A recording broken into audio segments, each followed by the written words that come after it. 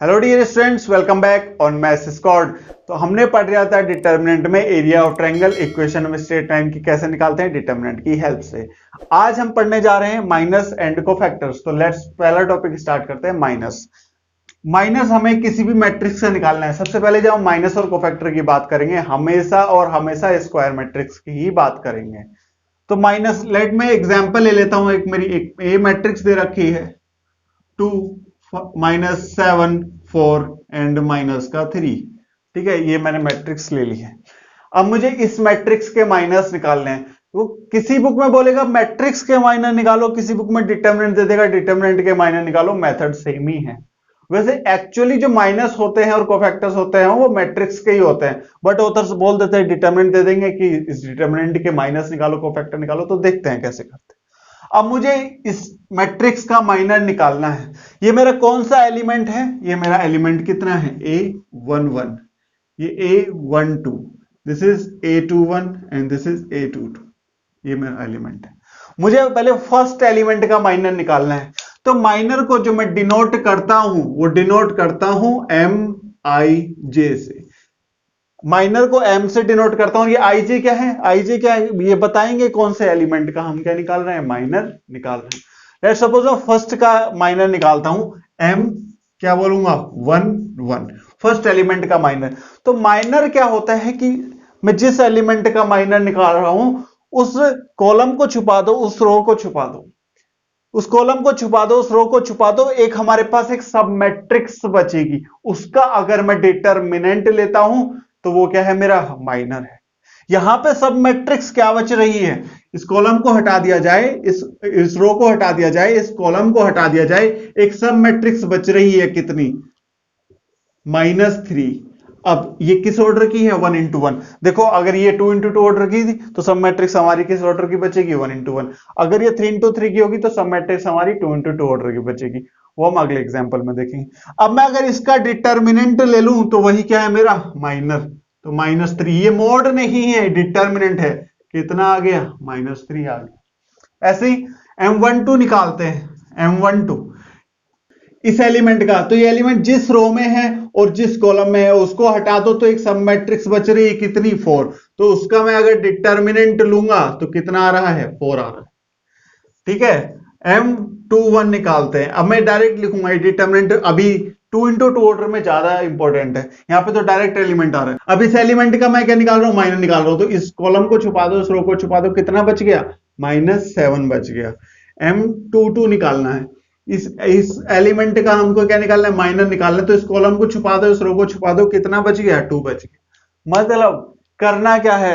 2 into 2 order की जब भी मैट्रिक्स आएगी और उसके माइनस और कोफैक्टर निकालने हैं। तो अगर सपोज इसका निकालना है तो इस रो को छुपा दो, इस कॉलम को छुपा दो, कितना बच रहा है? -3।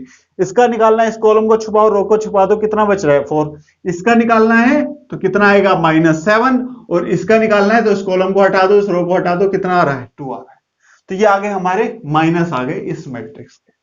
बट इंपॉर्टेंट, माइनस जब भी निकालने के लिए बोलेगा, जब भी माइनस निकालने के लिए बोलेगा, ज्यादातर एग्जाम में 3 into 3 का ऑर्डर का आता है। ठीक है, एक एग्जाम्पल लेते हैं 3 into 3। 1 2 -3 0 1 4 -2 1 0। ये मैंने डिटर्मिनेंट मैट्रिक्स ले ली है 3 into 3 ऑर्डर की। ठीक है, अब हमको इसके माइनस निकालने हैं। तो जब यहां में मैं ये फर्स्ट एलिमेंट के माइनर निकालूंगा तो सब मैट्रिक्स मेरी क्या बचेगी? ये बचेगी 1 1 4 0। इसका क्या ले लूंगा मैं? डिटर्मिनेंट। वही क्या होता है? मेरा माइनर होता है। निकालते हैं फर्स्ट एलिमेंट का माइनर M11। इस एलिमेंट का माइनर निकालना है। इस कॉलम को छुपा दो, इस रो को छुपा दो, कितना बच रहा है? जो बच रहा है उसका क्या हम ले लेंगे? डिटर्मिनेंट ले लेंगे। ये आया। अब डिटर्मिनेंट सोल्व करते हैं। डायगोनल एलिमेंट को मल्टीप्लाई करो माइनस नॉन डायगोनल एलिमेंट को मल्टीप्लाई करेंगे तो 0 -4 कितना आ गया? इस एलिमेंट का माइनर आ गया -4। अब हमको निकालना है सेकंड एलिमेंट का माइनर M12। इस एलिमेंट का माइनर निकालना है तो इस कॉलम को छुपा दो, इस रो को छुपा दो, एक सब मैट्रिक्स बच रही है कितनी? 0 एंड -2 4 एंड 0। इसका क्या ले लो, डिटर्मिनेंट ले लो, हमारा क्या आ जाएगा, माइनर आ जाएगा। तो 0 माइनस माइनस प्लस का 8, ये आ गया माइनर। M13 निकालते हैं।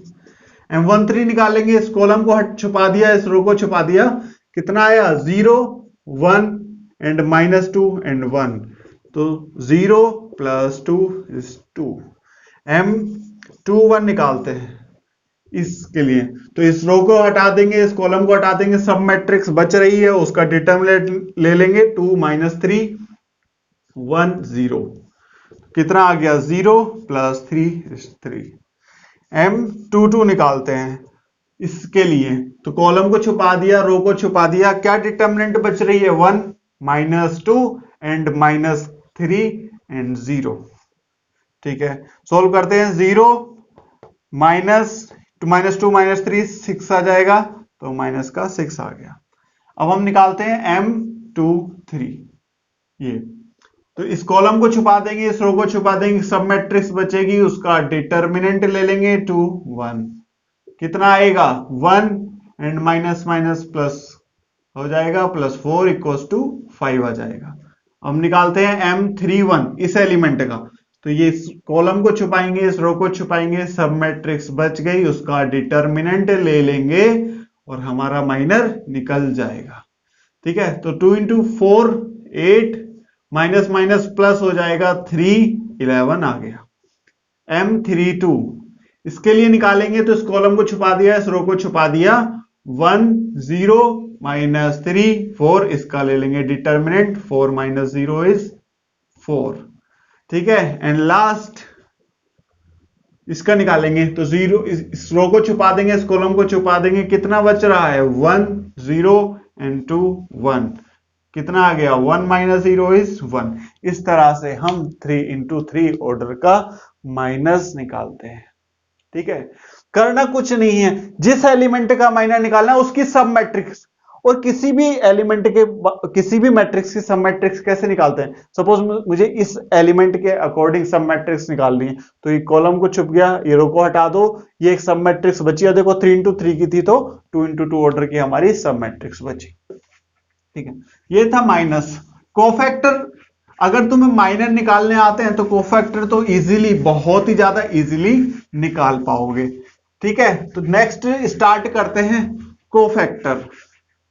किसी भी मैट्रिक्स, फिर से वही स्क्वायर मैट्रिक्स के लिए ही हम कोफैक्टर की बात करेंगे, नॉन स्क्वायर मैट्रिक्स के लिए हम कोफैक्टर की बात नहीं करेंगे।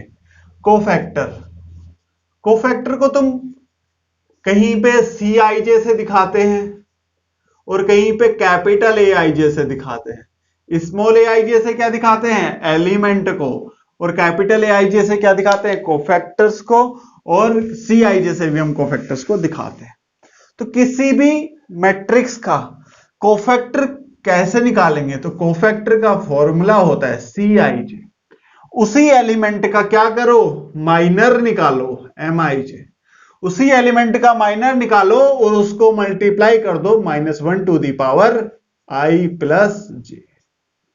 ठीक है, ये क्या हो गया, सपोज 1 -2 और -3 4 है, ये मेरी एक A मैट्रिक्स है A, मैंने इसका फर्स्ट एलिमेंट का माइनर निकाला M11, कितना आएगा 4 आएगा, बट जो इसका कोफैक्टर आएगा C11 वो कितना आएगा, फॉर्मूला देखो, -1 की पावर I + J 1 + 1 इंटू उसी एलिमेंट का माइनर 4, कितना आ गया, -1 की पावर 2 + 1 हो जाएगा, तो 4 ही आएगा।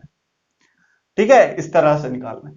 अब यहां से मुझे कुछ दिख रहा है, क्या दिख रहा है, कि जब जब ये पावर जो है I + J even होगी, तब क्या होगा, जो हमारा कोफैक्टर है उसी एलिमेंट के माइनर के इक्वल आ जाएगा, और जब जब ये पावर इवन होगी तब माइनस टाइम्स के इक्वल आएगा।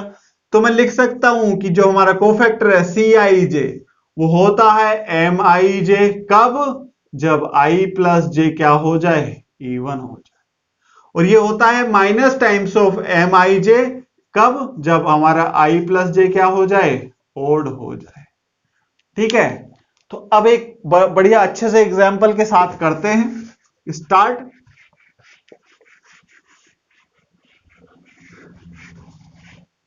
चलो करते हैं, एक एग्जाम्पल देखते हैं। यहां से एक बेसिक प्रॉपर्टी हम निकालेंगे 2 इंटू 2 ऑर्डर की। ये हमारा एलिमेंट है A11, A12, A21 और A22। इसका मैं डिटर्मिनेंट फाइंड करना चाहता हूं। डिटर्मिनेंट फाइंड करते हैं। डिटर्मिनेंट कैसे फाइंड करते हैं? पहले डिटर्मिनेंट के साइन लगा लिया, A11, A21, A12 and A22। क्या करते हैं? डायगोनल एलिमेंट को multiply minus non diagonal element को मल्टीप्लाई। तो कितना आ जाएगा? A11 आएगा इंटू A22 आएगा माइनस A21 आएगा, A21 आएगा इंटू A12 आएगा।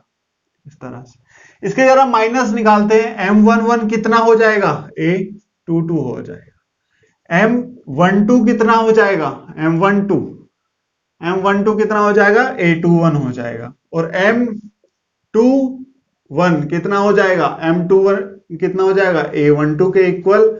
और M22 किसके इक्वल हो जाएगा? A11 के इक्वल। मैं कोफैक्टर निकालता हूं। C11 निकाला तो -1 की पावर 2 आ गई इंटू A22, तो किसके इक्वल आ गया? A22 के इक्वल आ गया। C12 निकाला तो -1 की पावर 3 आ जाएगी इंटू क्या है? A21 है, किसके इक्वल? -A21 के इक्वल आ गया। C21 मैंने निकाला तो -1 की पावर फिर से 3 आ जाएगी, A12 जो A1 minus times of A12 के इक्वल आ गया। और C22 मैंने निकाला तो -1 की पावर 4 कितना आ रहा है? A11, तो A11 के इक्वल आ गया। अब देखो, अगर मैं किसी भी रो के एलिमेंट को उसी के करस्पॉन्डिंग कोफैक्टर से मल्टीप्लाई करता हूं तो क्या होता है? ये बहुत अच्छा रिजल्ट आने वाला है।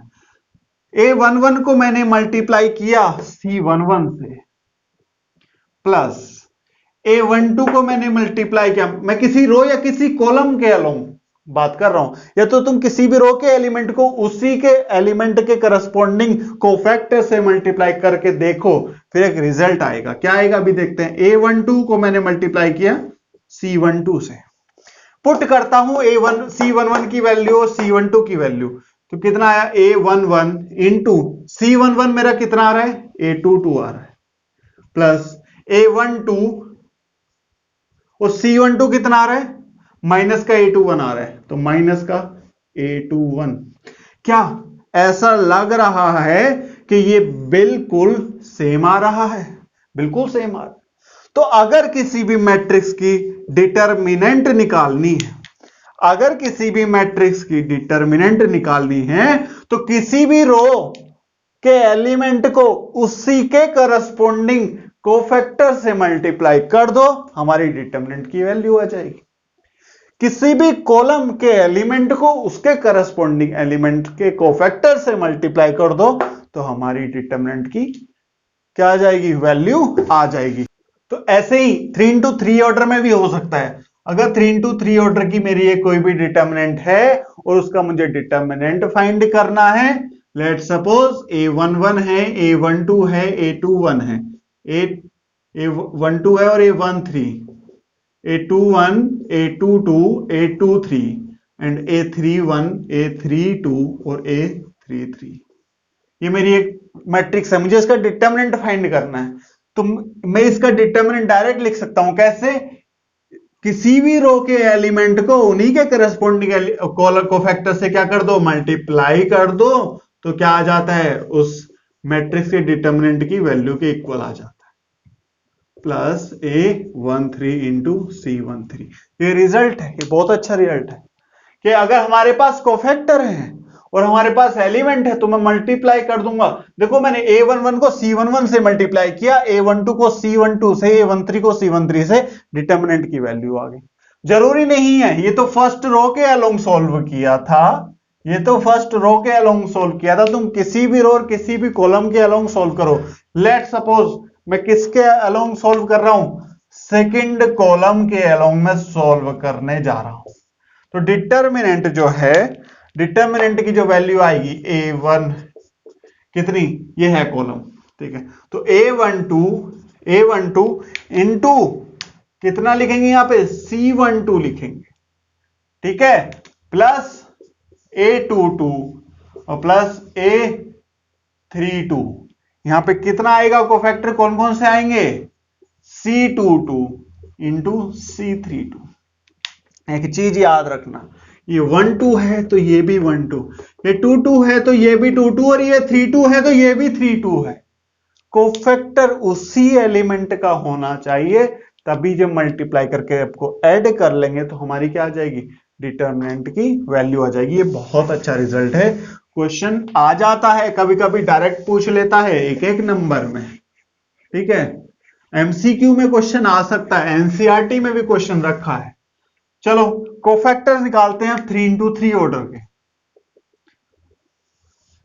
1 2 -1 0 1 3 1 0 माइनस का 2, ये मेरी मैट्रिक्स है।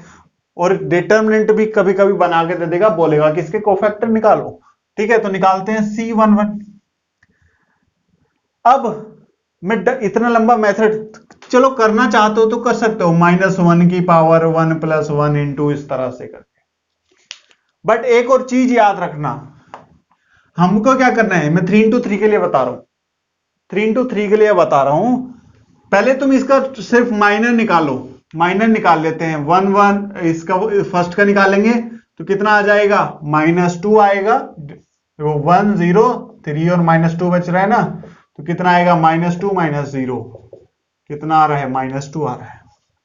ये फर्स्ट है। ये सेकंड C12 C13 आएगा, फिर C21 आएगा, C22 आएगा, C23 आएगा, C31 आएगा, C32 आएगा और C33 आएगा।